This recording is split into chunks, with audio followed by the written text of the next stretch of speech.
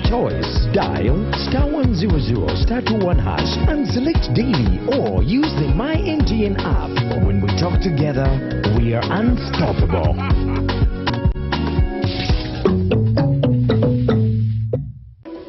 In a nation hungry for truth, a world where every story matters, there exists a beacon of trust and reliability.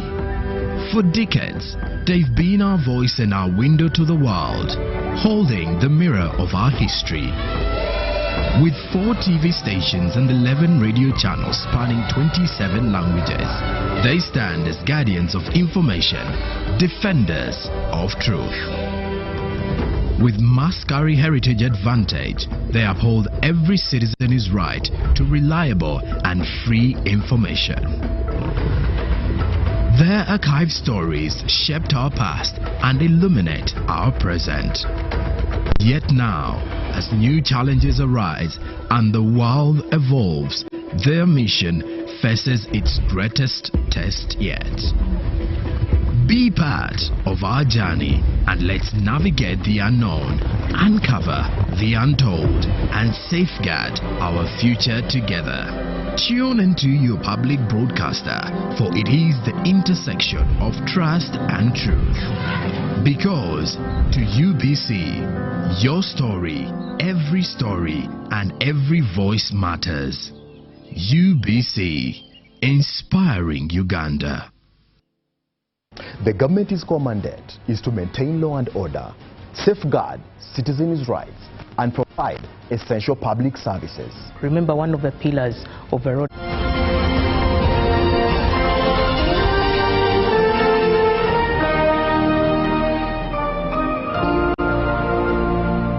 Exporting, you are donating money and donating jobs. When you see these children dying in the Mediterranean, going to Europe, this is the problem. They are being killed by these economies of raw materials. So you can go to every raw material, whether it is agro-based or minerals. Some people wanted us to export. We have got very good iron ore here. The best in the world, high grade, 70% pure. It's the best. There's no, only the one of Peru is near, about 50%, but ours is much higher. So some people wanted us to export iron ore of Tare, we call it in our language, to India. And one of our districts, where some people who are here, whom I see come from, had already made a deal with India that we sell our iron ore to them as iron ore. I said over my dead body, I have banned all the export of unprocessed minerals from here. Let them stay in the ground. When the grandchildren come, they will get them out.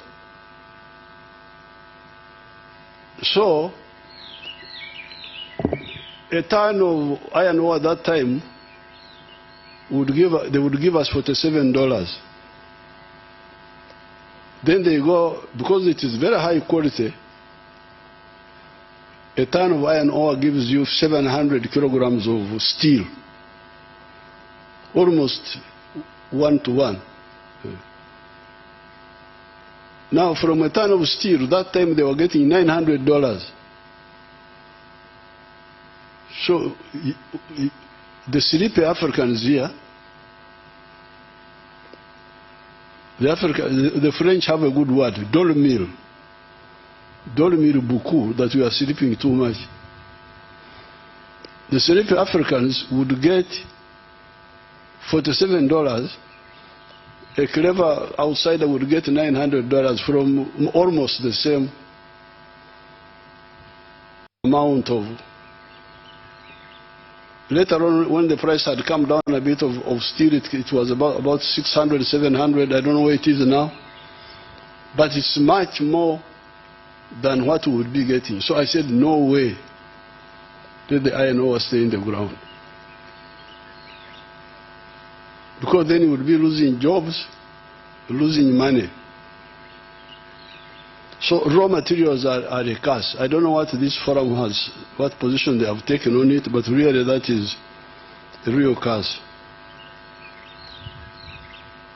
Now, sometimes when Africans wake up a bit, they concentrate on import substitution. But that's not good enough, because the internal market is not big enough. We must, yes, do import substitution, but also engage in export promotion, because the export markets are bigger than the internal market. That's also another area to look at. Now, the other bottleneck are the small economies, the balkanization of Africa into these small markets. Because when people really wake up, you will soon find that the internal market is not enough. In Uganda, when these Ugandans got some stability and woke up, in very short time, they found that everything was in surplus. The internal market was not enough. The milk production, 86 were producing 200 million liters a year. We are now producing 5.3 billion liters of milk a year. But the Ugandans consume only 800 million liters. So more than 4 billion liters of milk is surplus. The internal market is not enough. Maize, cement, steel, all those products, tires and so on, industrial and even agricultural. The internal market is not enough. So that's why the regional market becomes very crucial. I'm very grateful to the East African leaders when they agreed, including people like His Excellency Chikwete, when they agreed that we revive the East African community.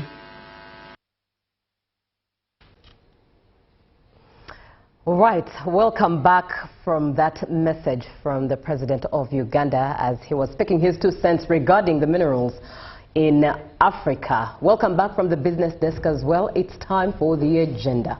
My name is Julie F. Nantaba, and on the agenda this morning, indeed, we are looking at all matters minerals.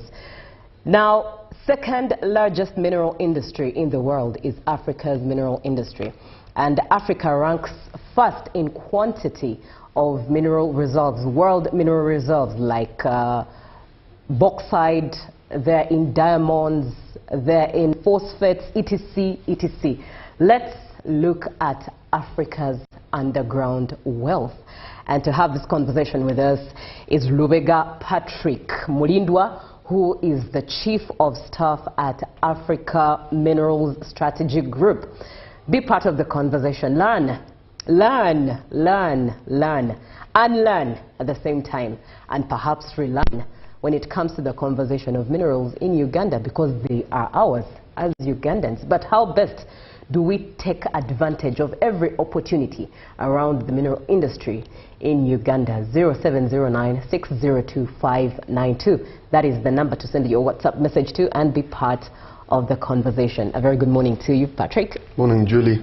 Thank you for coming through this morning. It's a pleasure. I love being here. The environment looks very wonderful. All right. World Cup. I love the energy. I love the creative in the studio. All right. Yeah. World Cup ended though, so that fever is slowly dwindling away. You're holding on to the magic that happened in the World Cup. Maybe just for a few hours. But it's good to have you. Yes. And when we talk about the phrase underground wealth, yes, what exactly does it mean? And why should a Ugandan care?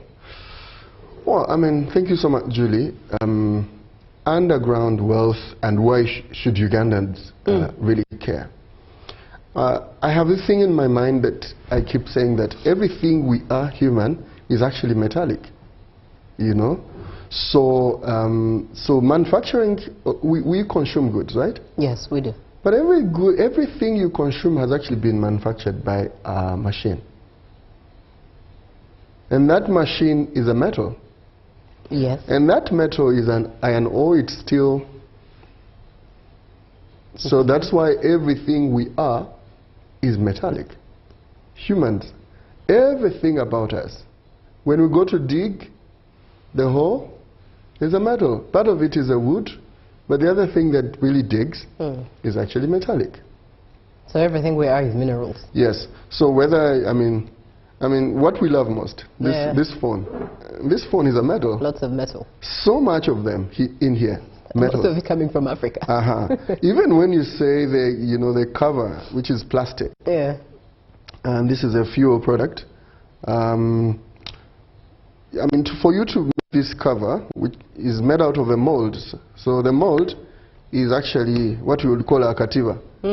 So this liquid of a plastic will be poured into a metallic shape like this, and then it will be allowed to cool. Then you get a cover of your phone.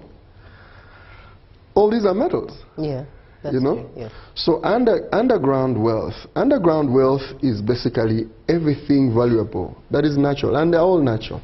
So talking from iron ore, gold, a number of us want to hear about gold, iron ore, graphite, the rare earth, which has become a global sensation now, oil and gas in Hoima, all those is underground wealth.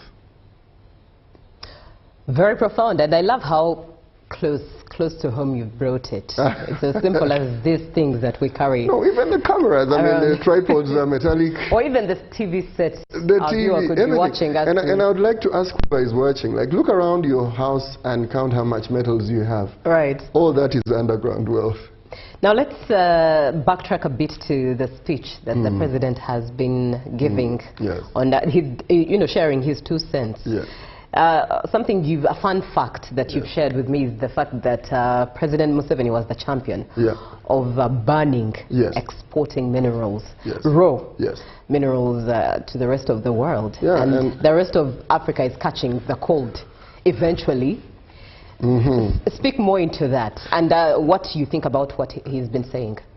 Julie, in Uganda, there's a proverb that says that Yatenda kufumba. But it's a two-way thing. Actually, your mother may be the best at home. She may, like my mother, wouldn't be the best cook in London. Right.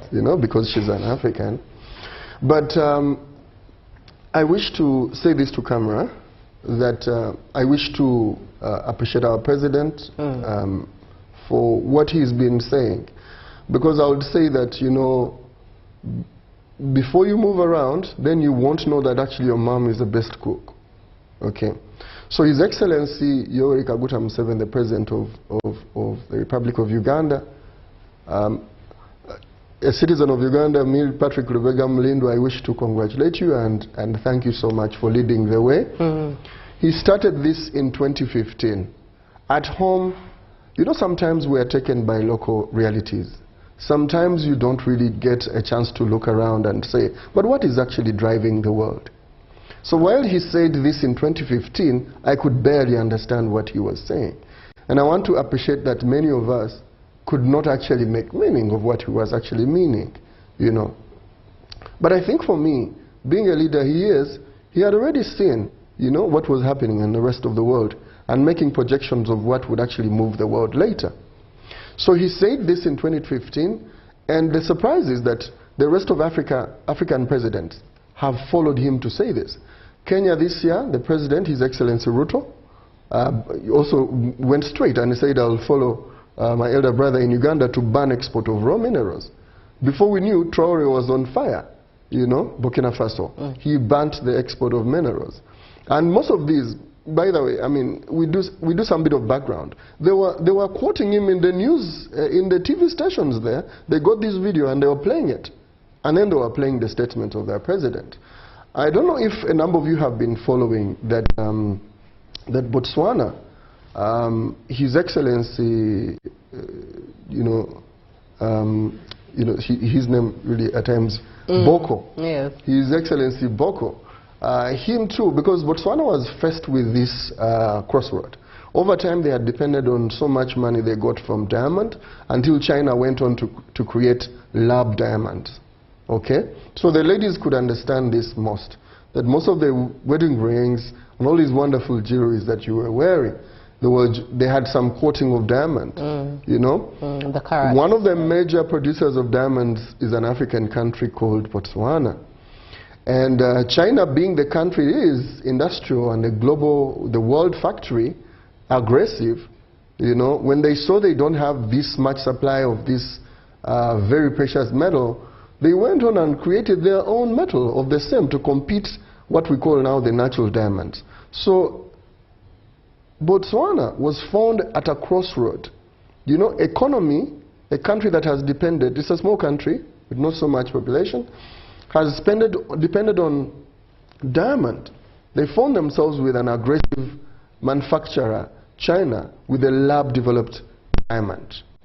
So the next phases in there were, we need to now restructure the way we thought or approached mining. So that one also went into a ban. A number of countries, 2024, Malawi went on the same, banned export of minerals. So I wish to credit Your Excellency, Yoweri Kaguta Museveni, for this being futuristic. Some of us didn't know what you were saying, but to be honest, when we got exposed to the reality of what it is, we now know what you were saying.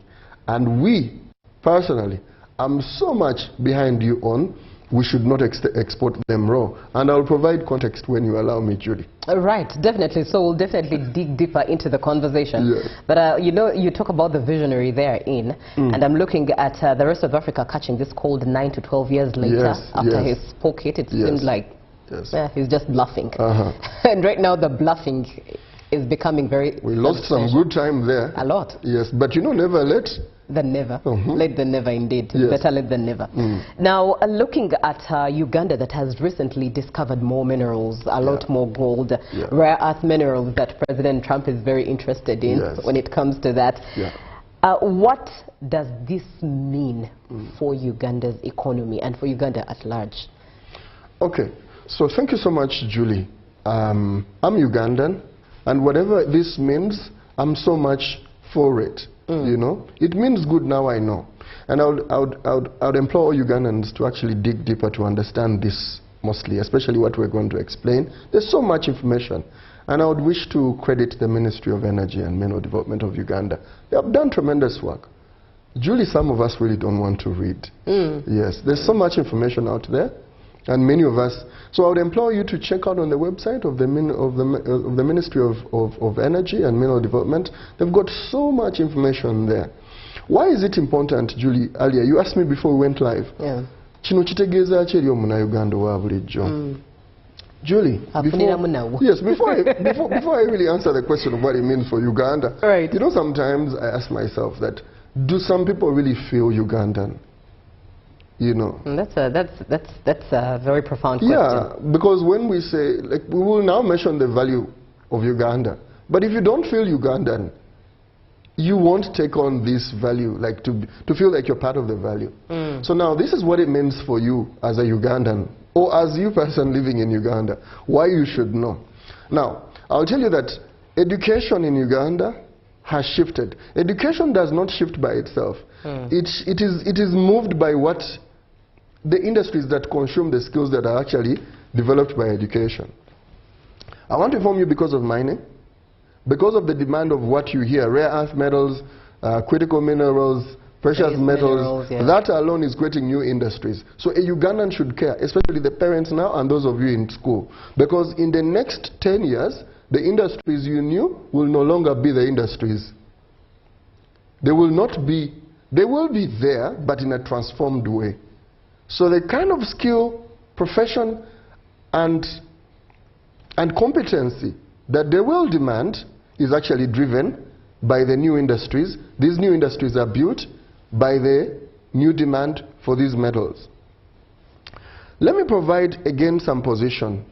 So if you were in senior one, you will be at university in the next 6 years. You will be out of university in the next somewhere 8 years. Okay?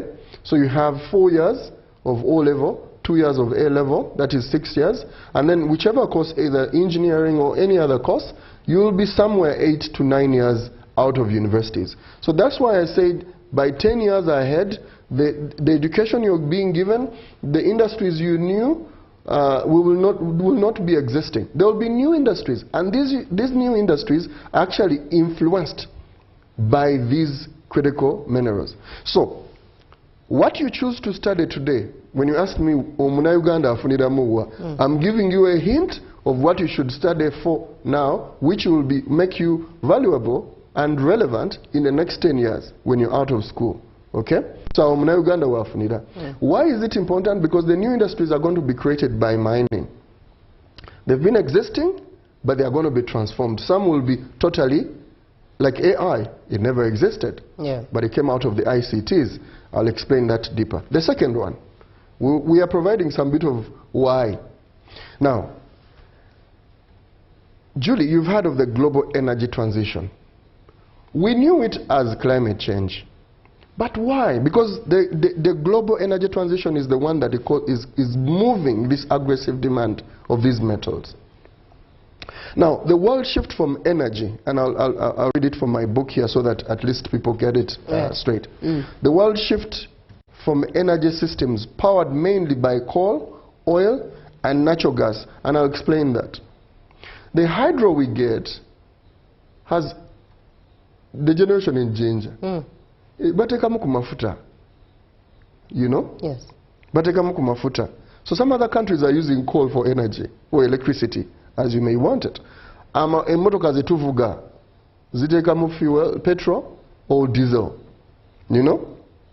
And I'm explaining why is there a global why is there a global demand for metals? It is driven by the global energy transition. They need to move away from where we knew energy to where now energy should be. So all these energy sources I've mentioned here said no, because we got to a point most of these energies I've talked about, on energy sources, what you get or how you use them emits a gas. That's true. And that gas is the carbon dioxide. Right. So that gas keeps the atmosphere so heated. You know? So that means that our energy sources over time have got the world to a crisis which is environmental, which is economical and geopolitical. Julie, last year, even before last year, didn't you face some kind of heating at night, like it was too hot at night? Yeah, of course. The past couple of years, January alone would make you feel like you don't want to be in your bed. But also looking at the current heat waves, especially in Europe. Thank you. Ours has been a dry season, but it's been extreme. Now, I've been thinking about those in the European countries where lives are being lost. Yes. Work is being changed. Yes. The style of life or the lifestyles are being, affected because of a heat wave that we never used to hear. Geopolitically, people move from one country when you have a crisis. They go to another country. Then you have all this refugee crisis. Right. You can imagine the next refugee crisis could be because of it could be that, unlivable conditions which are environmental, caused by the fossils I'm talking about. Because the petrol, diesel emit a carbon, I have said. It keeps the atmosphere so heated. What we get are weather conditions that are extremely extreme. Okay? So you have a case where when it rains and too much. Yeah, it floods. It falls to flood. You know, Kasese, people in Bali have faced this. Kampala alone. The volumes that have been raining in Kampala have actually increased. The drainage that was prepared then was before the climate crisis, okay? And that's why, Julie, I don't know. It's a complex thing, but for people to understand, we must bring these realities so that they can understand them, okay? So the floods were because the carbons were because of our energy sources. Fuels, yes. And right now the world is changing. And I think what I hear you say so far from our example, we're talking about minerals, let's say. But I hear you say that every Ugandan should get into the zeal of educating themselves about these things. Because in the shortest time possible, 10 years to come, this will be the employer. Yeah, because it's How changing. will you position yourself? It's changing everything you knew about life. Everything you knew how to live, how to work, how to travel, how to do everything. I mean, Julie, electric cars are not a beauty. It is a response to how better can we live life, maintain the environment which we need most. Because when the atmosphere is so heated, you don't get the rains, especially the rains the way you want them. When you are a farmer, I mean, farmers have festivals. You have your tomatoes, before they come out of the ground, it's flooded. Okay? So that is a harvest. That is money invested, that is affected. So it's very, very important to understand that electric vehicles are not a sensation. Solar panels are not a design of we want to be like the West. No way. These are alternatives to how can we better live environmentally neutral and economical and above all sustainable. You know, and I hope this one is ably explained because it's the one driving the new demand. You've talked about the United States. Today they say they either, you know that thing we used to say that I either win, the guys in the sports understands, we either win or they lose. Yes, yes. We are getting into a point where countries care more about their supply security for specific metals. Why? They drive their industries. You know, you've got BYD, which is the biggest manufacturer of electric vehicles in China. They will do anything to make sure that they got supplies of lithium, because lithium, the car is driven by a battery. Right. That electric car, its life is on a battery. And how long that battery can actually sustain, charge, or storage. Elon Musk, with his company in the US, must get Tesla must get supply of lithium. Why? The batteries are very important to those cars. You know? And why is Africa, Uganda, important in this equation? We host over 30% of the global reserves of these mostly wanted minerals. And I'll explain Uganda has most of them as well too. Most of them? Yes.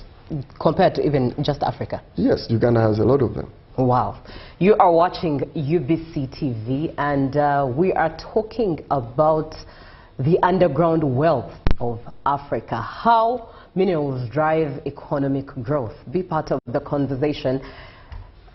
So far, a lot has been said, a lot of knowledge really displayed by Lubega Patrick Mulindwa, who is the Chief of Staff at Africa Minerals Strategy Group.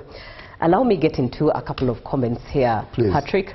And one comes from Unique Pamu Felix Jalpara from Moroto, who says, "Good morning, Uganda, UBC. Watching you live from Marble City, Moroto. I have been in Karamoja region for almost close to 9 years. Yes, indeed, there are minerals in this region. Talk about underground marble. Stones, the gold the local people extract. It's to our Ugandan government to take it upon to ensure that the country and the citizens benefit from these minerals. But the most challenging part is the local who want to mine these minerals are not trained. That's why they end up losing lives while mining. Otherwise, I trust our Ugandan government and hope something be done. Thank you for the show." And somebody else comes through and says, "Good morning, Uganda. Good morning, Julie and Patrick. I am Phillips from Karamoja. The whole of Africa and Uganda are endowed with underground wealth. I support the ban of exporting raw materials to the outside world for processing, but instead processing factories should be built in those countries like Uganda and in those places where the minerals are mined and not transporting them 500 kilometers away. But first, can these minerals help the local people to survive the shocks of poverty? How? In Karamoja, there are different types of minerals, but most of them are verified away. Is it wise? Oh, I think maybe, okay, you said verified away. And God was not blind to make some areas dry, but gave alternatives like minerals, wildlife, to help them benefit from. So can we have in Karamoja like processing factories or industries for gold, steel, oil, tiles, etc.? We have cement and clinker factories now, but 90% of the employees are from outside the region. Let's advocate these to benefit the locals. With deciding what to study, it's complicated. There have been scholarships that require Ugandans to go for studies out on minerals, oil, etc. But this has been deportized, I think is what you meant. And you say that, what do you say about this? And yet minerals are all over Uganda. And finally, one final one is, good morning, Uganda. Calvin from Lira. Africans should stop only analyzing the underground wealth that we have. Rather, let's analyze and put things into practical. Let's take a case study. Like in Uganda here, every year we produce the industrial art engineers, but our plates, our tiles, sanitary wares like the toilet sink, etc. are being imported as finished goods from outside the world. We don't have even one factory for that in Uganda, or if it's there, we don't own it yet. The government has a lot of money. We produce many electrical engineers, as we know engineers are to be in the lab creating what we call development, from the core transforming silica soil into most of the electronics we use now. But we don't have such factories or those laboratories even. Shall we stop at analysis only? No. You can pick it up from there. Thank you, Julie, and the gentleman from Karamoja. This particular one that you've answered no to is from Lira, and the two gentlemen are from Karamoja. And I want to thank you so much, all of you that are watching today morning. Good morning on UBC. Right. With Julie, a wonderful host here. Now, Lira, Karamoja, I want to thank you so much. You know what? What actually makes me happy is that Ugandans actually know what to do. They have a bit, most of the Ugandans have a bit of what actually needs to be done. So I think one of the things we need to do is to make sure that the leadership of the country engages with Ugandans, because they have a bit of, you know, of the case of what needs to be done. But let me mention a little bit on the mineral endowment of Karamoja. Karamoja has got gold. This is big time. It's got marble. This is big time as well. Limestone. In Uganda, at least everybody knows, almost everyone knows what limestone is used for, cement and other uses. Iron ore, our steel, nickel, rare earth elements and gemstones, and so many other minerals that have not been recovered in Karamoja. Let me start with the case of mineral value add and industrialization. So I think for me society starts from leadership being able to shape, and that's why I started with crediting the head of state, the ban. So Julie, when the ban came in, you know, a number of people were against it, especially the companies that are mining. And I do honestly, you know, stand with them in that case, because it was so from nowhere. Okay, it wasn't. They were not given time to prepare. But just like uncertainty, it does not knock door or even send you emails or a message that I'll be coming. In this case, there's never been a best time to do anything. It's always the best time to do it. Like now. Now is the time. Like do it now. Okay. So I do stand with those companies that were actually, you know, affected by the ban. But also, I think today, since 2015 when the conversation started, 2013, 2023 when the president actually went on boots on ground on this case, I want to think there is a lot of developments. We could have another case to basically unpack the developments. So the issue of we will not export, I don't want to promise anyone that I think any of the African countries, not Uganda, will actually retract on that. No. We would rather have conversations of what needs to be done. Now, I do understand a brother who mentioned that why don't we have value-add industries and we're still importing some of the things he actually mentioned. I know that in Namonkekera, there is a tiles company. I think it's called Goodwill.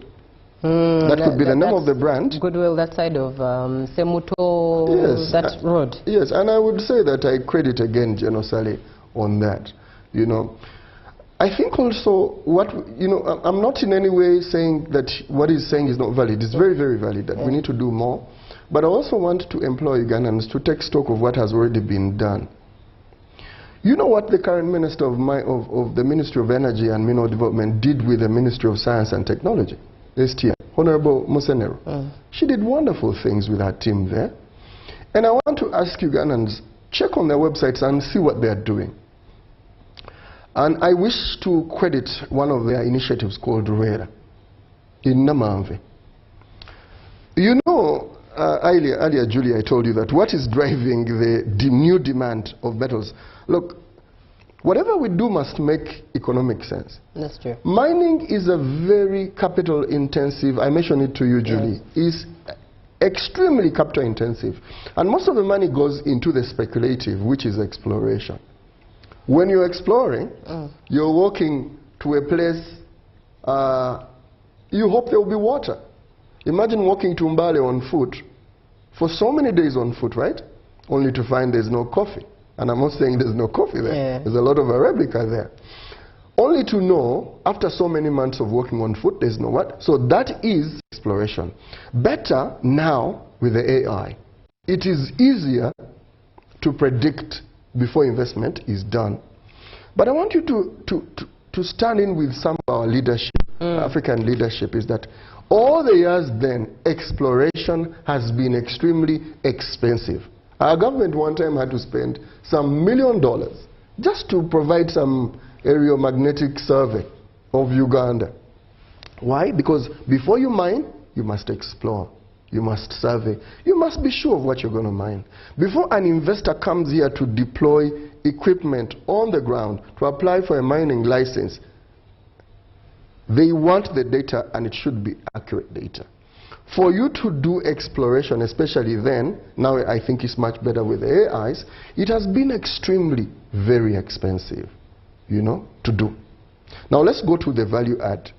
And I've talked about that, so I hope a brother can, in there, because I've given some highlighters. Let's do a stock taking of what is already being done in Uganda. There are so many things done in Uganda. Like one time I visited, I could now know that Uganda is doing cars in Uganda. Kira Motors is doing great.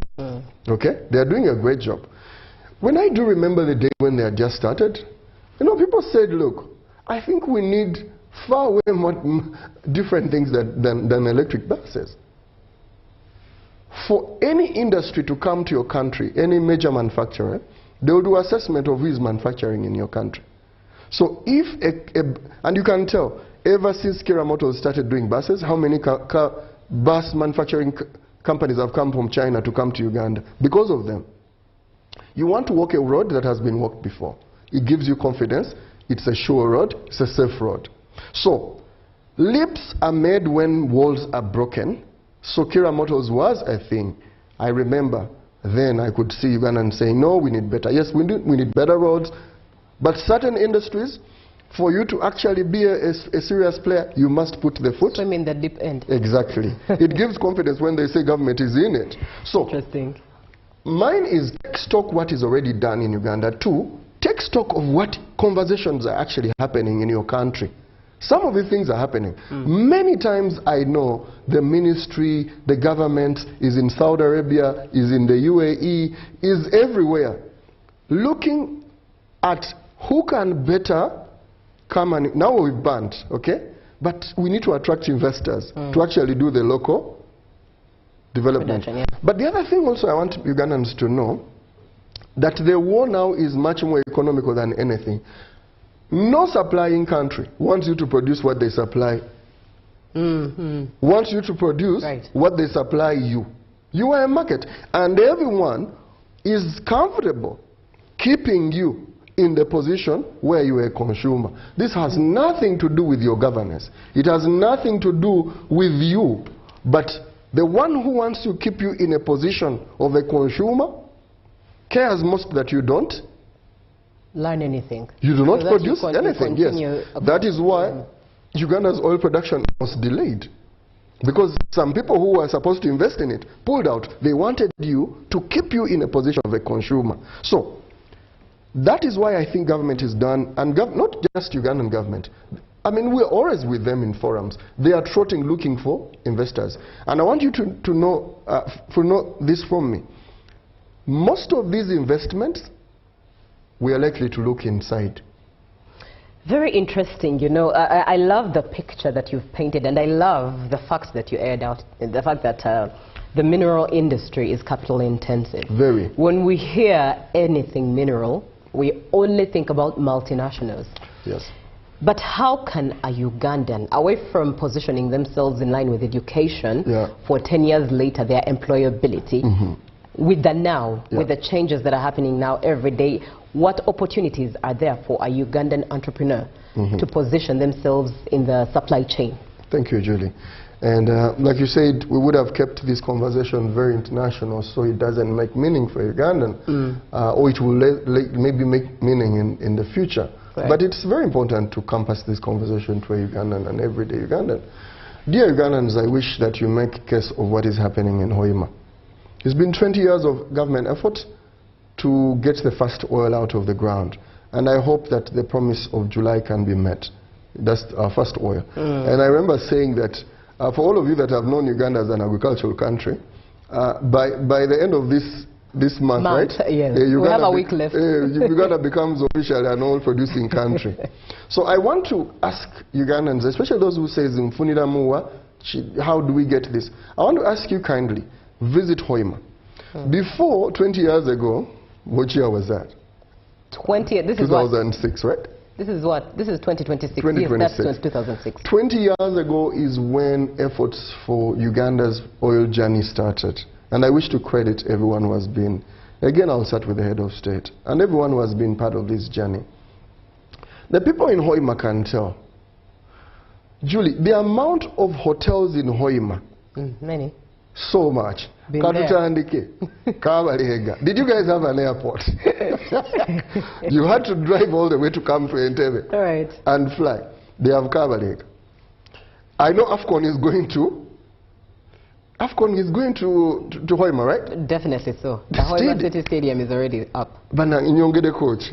So, I wish to ask you kindly, just like sometimes we say, oh, we're going for staycations, go to a staycation.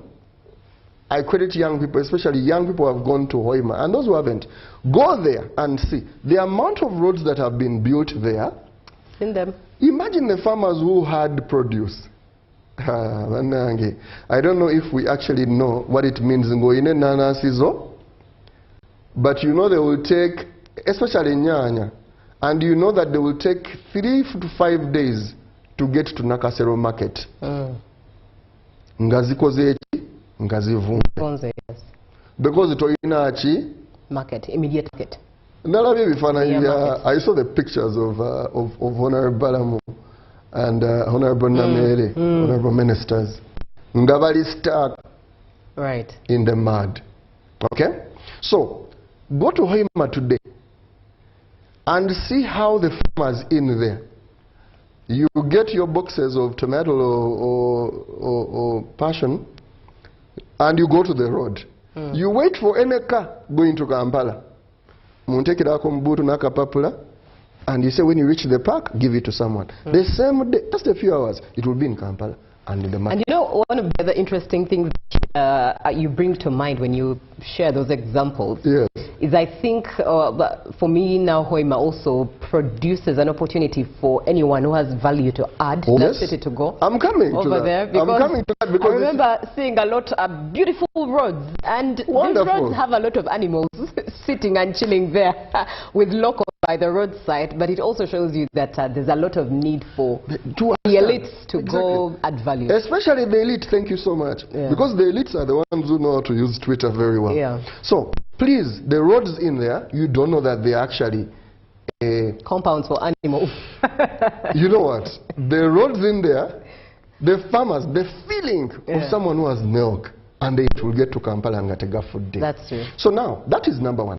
But what I want to get to in benefit, Ugandans, most of the benefit from oil and gas, from the minerals sector, might not be direct for you.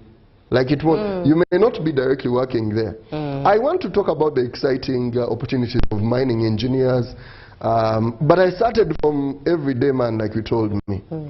Hotels, they will employ, you know, the ladies and men, young men who lay the beds.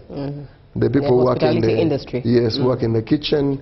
You know, everyone there, and they employ in big numbers. The ones who do their laundries and the rest. So the hotels only went there because of that oil.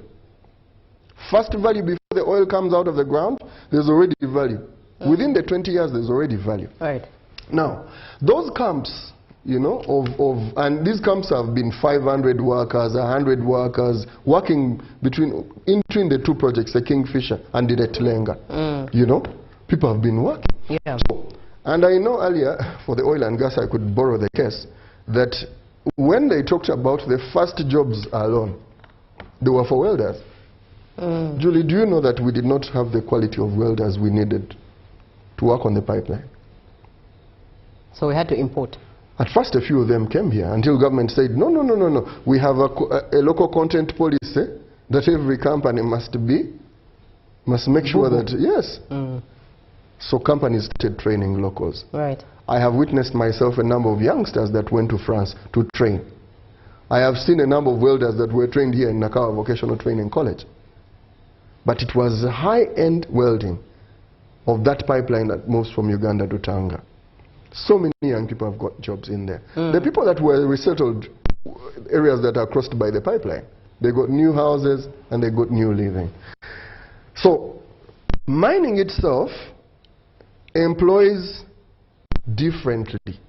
But in this case, let me talk about the people who come from the places that I've talked about that have minerals in Uganda. First, a number of you are here in Kampala and you don't know what is happening in your homes, like where you come from. Go back. You know, your cousins are working in the mines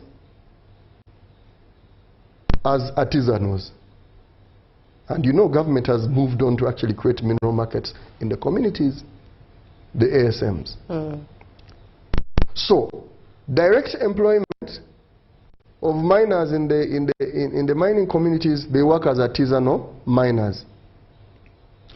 It has got wonderful things and greater challenges. Why? Because they are not trained, the risk is high. If I talk about gold, it's even highest. So what do? You went to uni, go back, collect a few people in there that your family or community, and tell them it's actually a training by the ministry, be the link. So there are direct opportunities for anyone. Again, let me talk about the communities in the mining, the people in the mining communities. So the case is that there are efforts to make sure that people in the mining communities who work as artisans are actually formalized. Yeah, that's true. You know, when there are formalities, you can borrow money. That's true. When there are formalities, you can have... You are known. Yeah, you're known. And then you're very well strategically positioned. Exactly. But there is actually value on going there. I could explain a lot, but one thing I know that Ugandans actually don't visit these places. Those who are there now, they are mining, they are not even watching TV. They are working extremely hard. Mining across Africa is artisanal. Main mining usually is done by the people in there. So there are strategies and approaches to actually maintain these artisanals while bringing in the foreign investment for large mining, for large-scale mining. Our time is really fast spent. I do look forward to a time when we can have, because this is a very, I think what I've got from this conversation, and I pray that our viewer too has got the same, it has been an opening of the mind. Thank you. It has been an opening of the mind, and I hope your mind too has been opened. To start from the simplest of things, go visit Hoima. Yes, as simple as that. Yes, go to Karamoja. Go to Karamoja. Go to Buweju. You know, the Westerners, the people come from the West. For some reason, there's so much minerals from the West I could mention. Right. There's so much in Kabale, you know. There's, for example, Western Uganda alone, Kasese, Bushenyi, Kanungu, Kisoro. They have copper, they've got cobalt, there's gold, there's tin, there's tungsten, tantalum, iron ore. There's too much. The only region that doesn't have so much these metals is the central. Wow. Possibly it can have the traders and the investors there. Yes. But the people from the west, eastern Uganda, Bugweri, Mayuge, they are phosphates. They are rare earth elements, vermiculites, industrial minerals, West Nile, gold occurrences and industrial minerals. It's quite a lot. These are the villages we left We to nobody. Go back once Now in a this is what while. happens. The Chinese will come here, they'll go and live in the bush for 2 years. After 2 years, you will buy land in Kampala, here in central CBD, and build a hotel for minerals they got in there. But I do honestly sympathize with Ugandans. Like we said, mining is capital intensive. But what do? Go to the ministry and apply for a concession. You know, as a group, you know, you can be as a group and apply for what? For a concession. You know, study, understand what is happening in there. You may not be mining, but you could be providing transport in there. Yeah. You know, I would wish, that's why in this conversation, Julie, I appreciate that we intended to fly low. We could have gone into the technicalities. Right. But when you know, for example, what is driving artificial intelligence? You know, AI data centers, because you know AI feeds on data. And then you have data centers. And all of that is better. And then you're saying that we need clean energy. Okay? So you're deploying clean energy, which is solar or batteries, to a data center. You know? Imagine all of us using AI and the computation speed that you want. So a data center needs a lot of batteries. Every battery you see has got a lithium mineral in it, and others. So you got a watch, you got a phone, a battery, you got everything, a tablet battery. I see your cameras have a power pack, everything. And then the most important of it is the chips. That's true. For every computer, ICT, anything has got a chip. Yeah. And those chips, most of the elements are done or basically manufactured from rare earth elements. Wow. With this conversation, a lot of mind-opening comes with it, and I really do look forward to having you, Patrick, back. Thank you. UBC. We've been looking at unlocking or understanding Africa's underground wealth.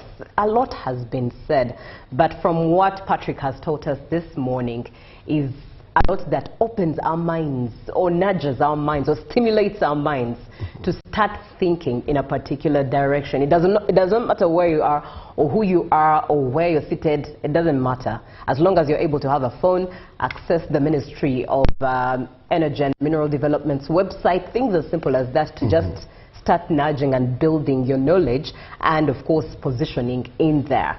Thank you so much, Patrick. It's been such a pleasure having you. Julie. Patrick is the Chief of Staff at Africa Minerals Strategy Group, and also this calls us to end the program now, but we definitely look forward to having another conversation. Robert Chirabo Nyonyintono is coming up with the extra for God and my country. Good morning.